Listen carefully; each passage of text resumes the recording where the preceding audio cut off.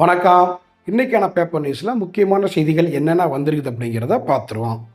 தூத்துக்குடியில் கோலாகலா விழா, 17,000 கோடியில் திட்டப்பணிகள், குலசேகரன்பட்டினத்தில் ராக்கெட் ஏவுதளம்.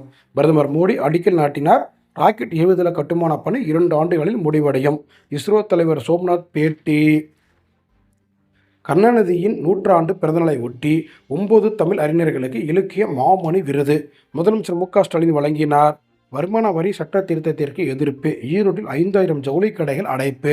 50,000 விசைத்தறிகளில் உற்பத்தி நிறுத்தம். 7,15 லட்சம் பள்ளி மாணவர்கள் எழுதும் +2 பொதுத் தேர்வு நாளை தொடங்குகிறது. முறைகேடுகளை தடுக்க 3,600 பறக்கும் படைகள். குலசேகரன்பட்டினம் ராக்கெட் ஏவுதளத்தில் இருந்து ரோகிணி ராக்கெட் விண்ணில் பாய்ந்தது. பண்ருட்டியில் நகராட்சி முன்னாள் தலைவர் வீட்டில் லஞ்ச ஒழிப்பு போலீசார் சோதனை. பணியாளர்கள் சம்பள பண மோசடி. ரயில்வே ஊழியர் மனைவிக்கு 5 ஆண்டு சிறை, 1.40 கோடி அபராதம். சென்னை சிபிஐ கோர்ட் தீர்ப்பு. தொப்பூர் கான்வாயில் அடுத்தடுத்து 7 வாகனங்கள் மோதி டிரைவர் உட்பட 8 பேர் படுகாயம். தலைகளை தாண்டி தமிழக வளர்ச்சி திட்டங்களை செயல்படுத்துவோம். தூத்துக்குடி விழாவில் பிரதமர் மோடி உறுதி. செந்தில் பாலாஜியின் ஜாமீன் மனு ஐகோர்ட்டில் மீண்டும் தள்ளுபடி. 2022-23 நிதியாண்டில் 3,077 கோடி வருவாய் ஈட்டிய தேசிய கட்சிகள். பாரதிய ஜனதாவுக்கு 2,361 கோடி. மேற்கு வங்காளத்தில் 16 லட்சம் போலி வாக்காளர்கள். தேர்தல் அதிகாரியிடம் பாரதிய ஜனதா புகார். பிரதமர் மோடி பொதுக்கூட்டத்தில் ராகுல் காந்தி ஸ்டிக்கர் ஒட்டி அறிக்கைகள் போடப்பட்டதால் சலசலப்பு. திமுக கூட்டணியில் பேச்சுவார்த்தையில் இழுபறியா? செல்வ பெருந்தகை பேட்டி. முதல் கட்ட வேட்பாளர் பட்டியலை விரைவில் அறிவிக்கிறது பாரதிய ஜனதா. மாநில தலைவர்களுடன் அமித்ஷா, நட்டா தீவிர ஆலோசனை. பிரதமர் மோடியை 3வது முறையாக ஆட்சிகளில் அமர்த்த வேண்டும். அண்ணாமலை பேச்சு. ஒரே நாடு ஒரே தேர்தல் திட்டத்தை 2029ஆம் ஆண்டு செயல்படுத்த சட்ட கமிஷன் விருப்பம். மத்திய அரசுக்கு பரிந்துரைக்க முடிவு. இடதுசாரிகளை எதிர்த்து களம் காண்கிறது. கேரளாவில் காங்கிரஸ் கட்சி 16 தொகுதிகளில் போட்டி.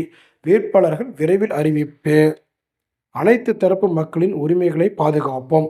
அரசுக்கும் மக்களுக்கும் இடையே ஒரு நல்ல பாலமாக போலீசார் திகழ வேண்டும். முதலமைச்சர் மு.க.ஸ்டாலின் பேச்சு. கடன் தொல்லை காரணமாக ஆண் நண்பருடன் மகளிர் சுய உதவிக்குழு தலைவி கால்வாயில் குதித்து தற்கொலை. காங்கேயம் அருகே பரபரப்பு சம்பவம். தமிழகத்தில் திமுக இனி இருக்காது. குடும்ப அரசியலில் ஈடுபடுபவர்களுக்கு மக்கள் தகுந்த பாடம் புகட்டுவார்கள். நெல்லையில் நடந்த பொதுக்கூட்டத்தில் பிரதமர் மோடி பரபரப்பு பேச்சு.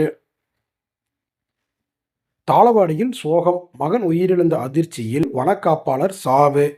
ஊட்டிக்கு சுற்றுலா சென்ற போது விபத்து. நின்று இருந்த கண்டெய்னர் லாரி மீது கார் மோதியது. தாத்தா பேரன் பலி. போதப்பாடி ஒழுங்குமுறை கோட்டத்தில் விற்பனையான விளைபொருட்களுக்கு உடனே பணம் வழங்க வேண்டும். விவசாயிகள் எதிர்பார்ப்பு. பவானி ஆற்றில் 400 கன அடி தண்ணீர் திறந்தால் நீரேற்றம் தொடங்கும். அத்திக்கடவு அவிநாசி திட்டப் பணிகள் முழுமையாக முடிந்தது. அமைச்சர் முத்துசாமி பேட்டி.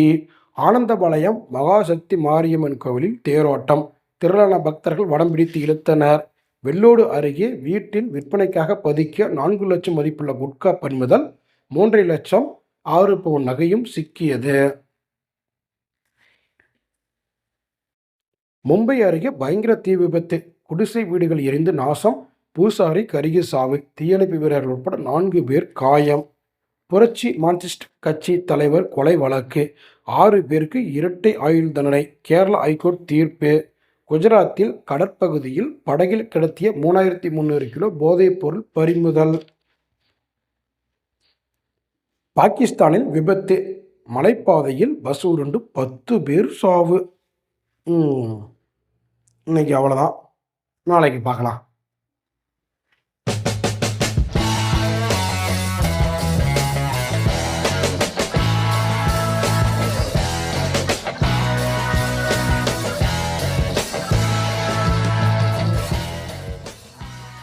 ஸ்ரீ தனவேல் முருகன் ஏஜென்சிஸ். தரமான பாக்குத்தட்டுகளின் தயாரிப்பில் முதலிடம். அனைத்து சைஸ்களிலும் ஏற்றுமதி தரத்தில் பாக்குத்தட்டுகள் மொத்தமாகவும் சில்லறையாகவும் கிடைக்கும். ஸ்ரீ தனவேல் முருகன் ஏஜென்சிஸ், தாமரபாளையம்.